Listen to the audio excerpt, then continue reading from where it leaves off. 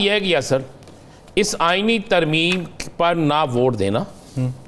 इस आईनी तरमीम के ख़िलाफ़ कहना कि ये आईनी तरमीम किसी सूरत में हमें काबिल कबूल नहीं है।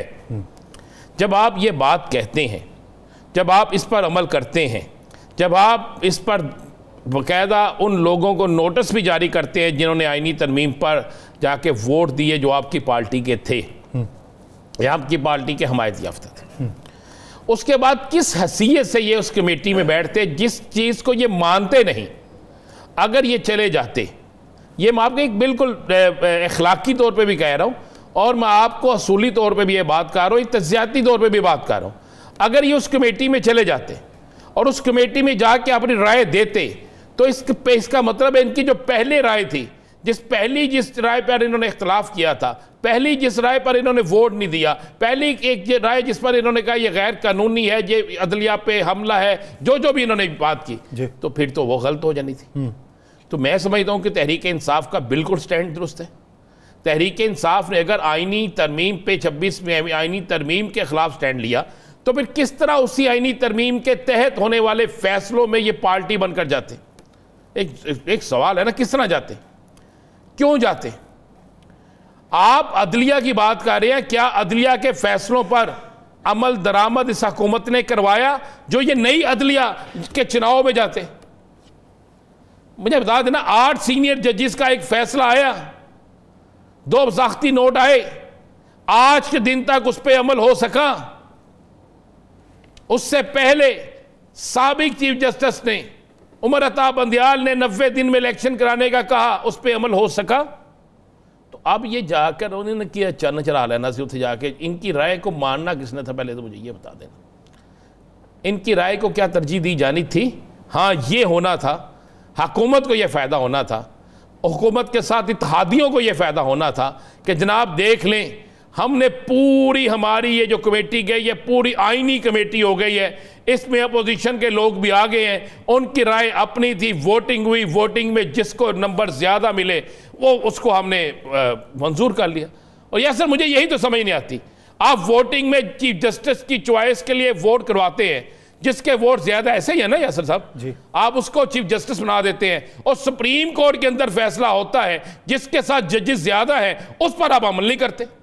जिस फैसले को जजेस ज्यादा वोट देते हैं, जिस फैसले के हक में जजेस ज्यादा होते हैं, आप उसको अहमियत नहीं देते और यहां पर आप कहते हैं जनाब जिसके ज्यादा होंगे आप उसको हम आगे नॉमिनेट कर देंगे। तो आप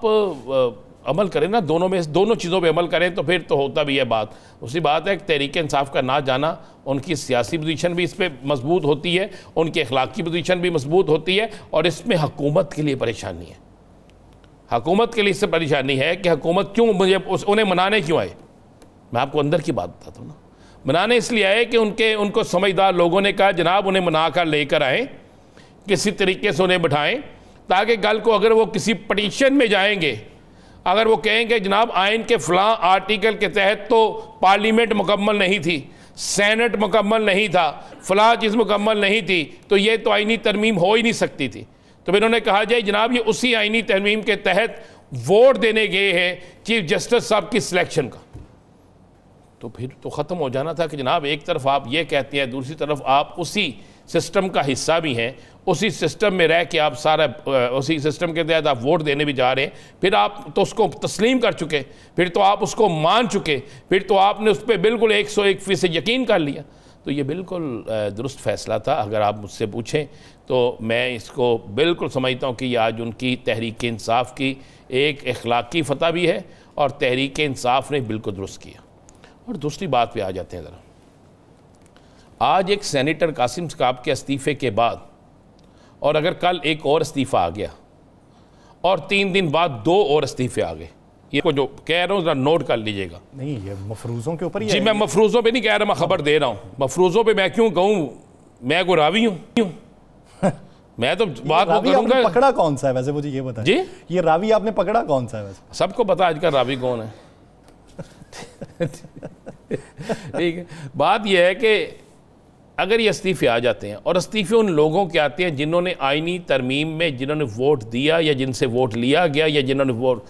अपनी मर्ज़ी से जो भी आप कह लें, तो फिर आप इसकी क्या हैसियत लेते हैं? आपने एक इस्तीफे की प्रेस कॉन्फ्रेंस सुन ली ना आज,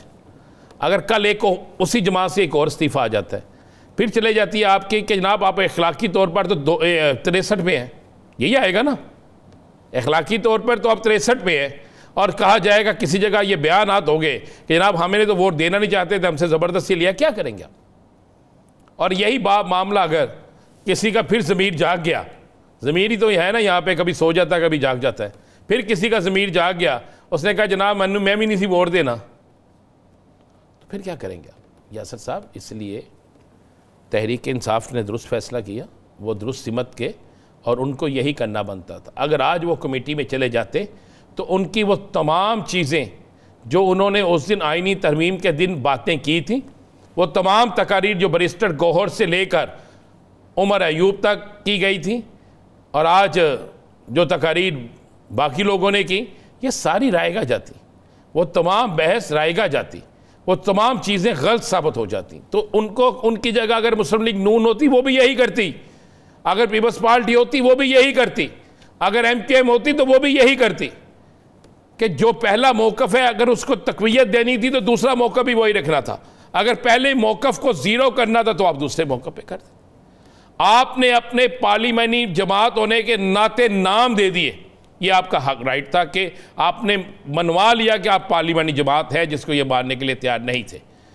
आपको रेशो भी जो दी गई, यासर मसले वाली बात है ना,